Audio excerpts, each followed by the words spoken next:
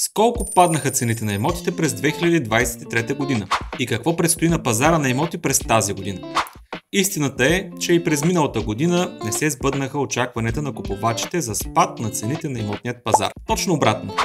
Цените, макар и с по-бавни темпове, в зависимост от локацията на дадения имот, все така продължаваха да растат. И честно да ви кажа, в продължение на най-малко 5 години чувам как ще ли да паднат цените. И това още преди появата на пандемията от COVID, преди войната в Украйна и преди повишаването на инфлация. През тези години малко хора ме послушаха, но спечелиха.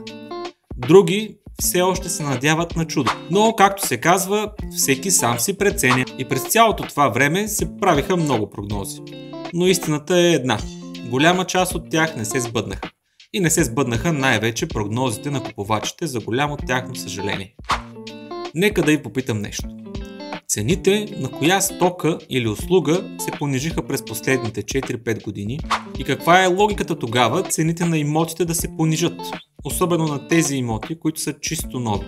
Разбирайте, построени през последните 2-3 години, които даже са все още в гаранция. А да не говорим, че разходите за строителство и ремонти се повишиха през последните няколко години.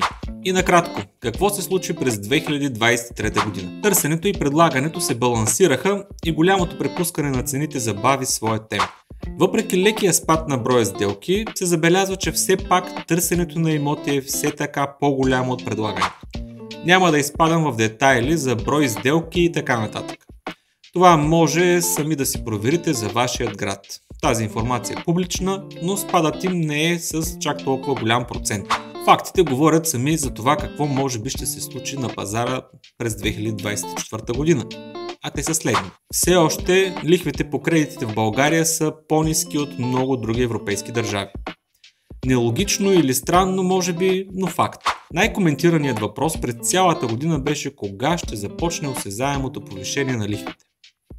Увеличението обаче все още се бави заради високата ликвидност на българската банкова система, поне до момента.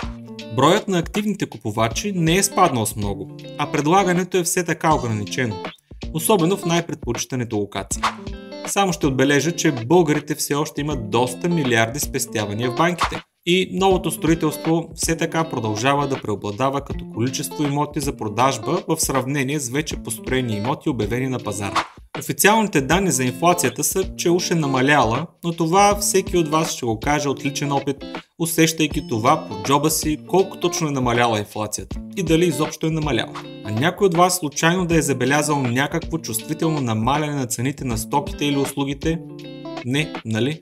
В такъв случай, как повечето от вас очакват цените на имотите да спаднат драстично точно в момента и да са на нивата от преди 4, 5, 6 години. Като обобщение ще кажа моето лично мнение, без да карам никой от вас да се съобразява с него. И то е, че според мен ни предстои една малко по-спокойна година в сравнение с 22 и 23, с все още така преобладаващи високи нива на цените на имотите. Хубавото за купувачите е, че поне няма да са притиснати толкова много от голямата конкуренция помежду си, както беше досега. И ще си имат малко по-комфортен интервал от време, в което да могат да обмислят своята покупка. Тъй като досега купувачите трябваше да вземат решение веднага и буквално още по време на огледа да капарират имота. Особено за тези имоти, които са в критериите на най-масовото търсене. Все пак, ако знаехме какво ще се случи, по всяка вероятност щяхме да направим нещо по-различно от това, което сме решили. Но, за съжаление, можем само да прогнозираме, опирайки се на факти и на статистика. Това е от мен, като за начало на годината. Пожелавам ви тя да е по-успешна от предходната, по-добра, по-щастлива. А сега ударете по един лайк на това видео и не забравяйте да ме последвате, за да гледате още подобни видеа от мен през новата година. А сега чао от мен и до скоро виждане!